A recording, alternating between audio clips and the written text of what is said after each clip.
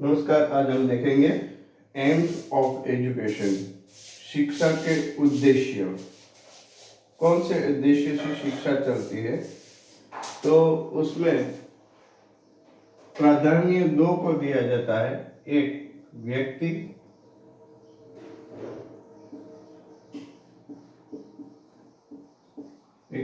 होता है और एक समाज होता है।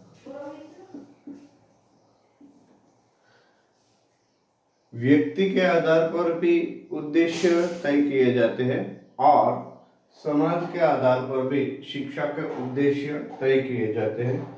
उसमें व्यक्ति के आधार पर जो है उसमें जैविक आधार होता है, एक होता है जैविक आधार, दूसरा होता है ये कहता है बायोलॉजिकल आधार।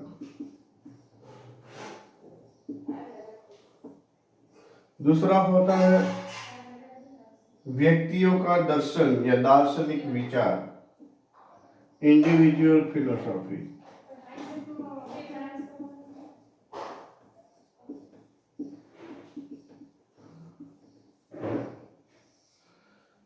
इंडिविजुअल फिलोसॉफी, व्यक्तिगत फिलोसॉफी हर एक व्यक्ति की होती है, तो उसके आधार पर भी एजुकेशन के उद्देश्य तय किए जाते हैं।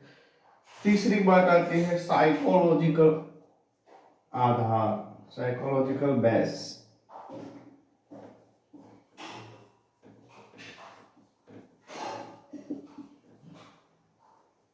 ये तीन बातें व्यक्ति के जो आधार पर हम उद्देश्य तय करते हैं शिक्षा के, उसके ऊपर रहते हैं। और समाज, सोसाइटी, ये इंडिविजुअल और सोसाइटी के आधार पर हम देखें सोशियोलॉजिकल बेसिस होते हैं।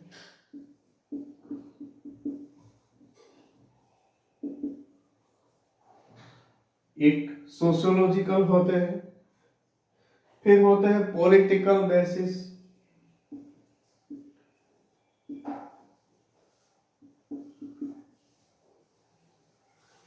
फिर आते हैं इकोनॉमिकल,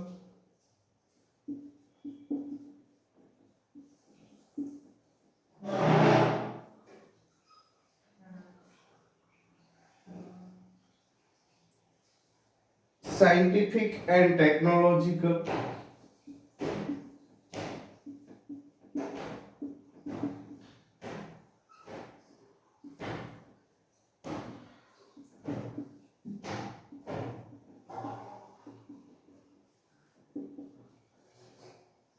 ये भी एक आधार होता है।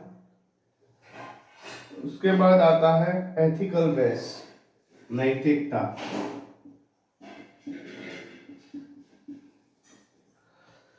यहां हम देखें जो समाज में व्यक्ति रहता है, तो वो समाज के आधार पर उसके जो उद्देश्य है वो तय किए जाते हैं। इसके बाद आता है पॉलिटिकल, व्यक्ति जहाँ रहता है वहाँ राजकीय असर भी उसके ऊपर पड़ती है। और इकोनॉमिकल, आर्थिक जो बेस है लाइफ का, वो बेस पर हम उद्देश्य तय करते हैं। उसके बाद हम आते हैं साइंटिफिक, जो व्यक्ति जी रहा है वहाँ कुछ टेक्नोलॉजिकल डेवलपमेंट भी होते हैं और साइंटिफिक डेवलपमेंट भी होता है। उसकी इफेक्ट व्यक्ति के ऊपर पड़ती है, समाज के ऊपर पड़ती है, जो सोसाइटी है उसके जो इन्वायरमेंट है उसके ऊपर ये जो सब पहलू है उसके असर पड़ती है।